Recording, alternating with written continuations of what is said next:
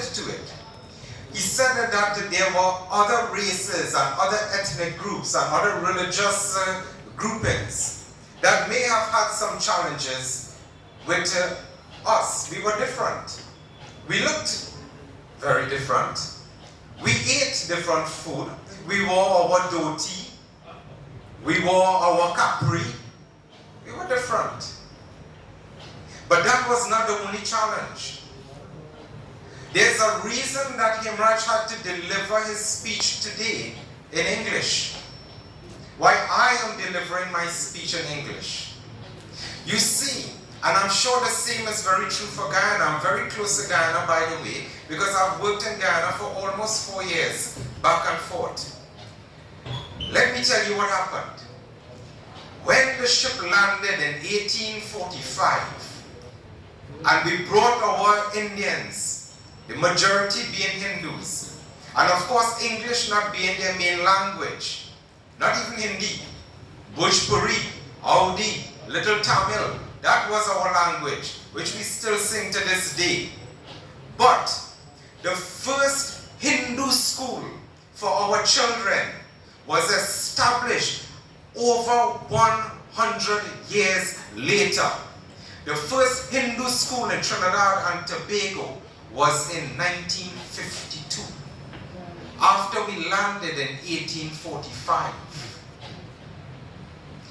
There was, of course, a lateral challenge, as Himraj spoke about, where other races may have perceived some differences, but there was definitely a vertical challenge, maybe deliberate, maybe well plotted, maybe intended.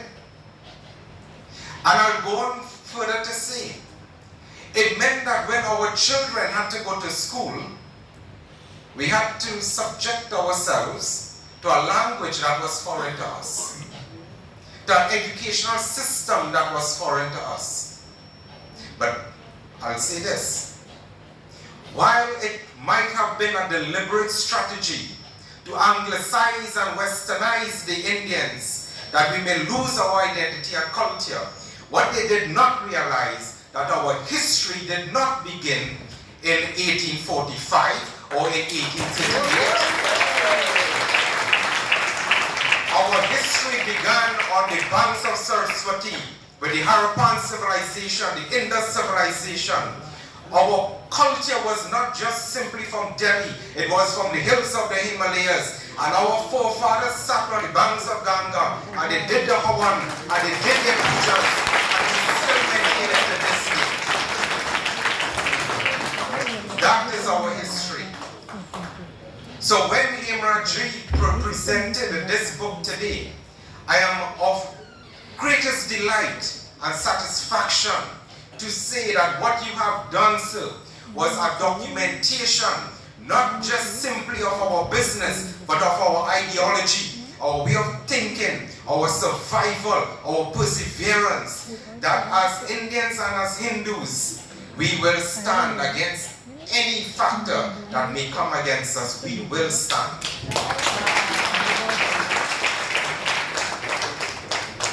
For we will not forget the battle of Mahabharata. Believe it or not, Gita is not the only text of peace and of meditation and of good karma. It is part of Mahabharata, it is warfare. And we, as Indians, will stand. And we will strive. And we will be successful. No matter where on this earth you plant us, we will blossom.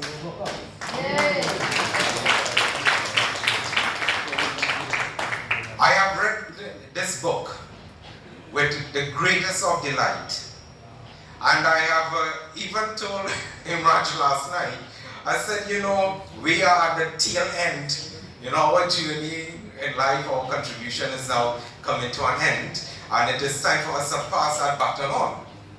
And I am thankful for this book, adding to the literature stock. It is adding to the body of knowledge that exists there. But my challenge now is for you young people to get hold of it. And that this might educate your mind and inspire your hearts. That you now will go forward and do great things in your life. just as our forefathers did in their lives, crossing the Kalapani, the dark waters, and going abroad. They have done so amazing work. And when we talk about this Indian diaspora, I am not talking about the Indian diaspora that went into a travel agency, purchased a ticket, rode on British Airways, American Airways, or Indian Airline, on first class or business class. No. I am talking about the inspiration that came from those who were, for one reason or the next, taken out and ripped out of India, your history, and almost between 1,500,000 to 2 million were taken away. Look at that history, young people, and be inspired by what they can do, what you can do. Look at what India is today. Be proud of your heritage. Be proud of your culture and hold strong to your identity. On that note, I say Jai Hind, Jai Trinidad and Tobago, Jai Guyana, and the rest of the Indo-Caribbean. I pay greatest respect to you and thank you all so very much for having me.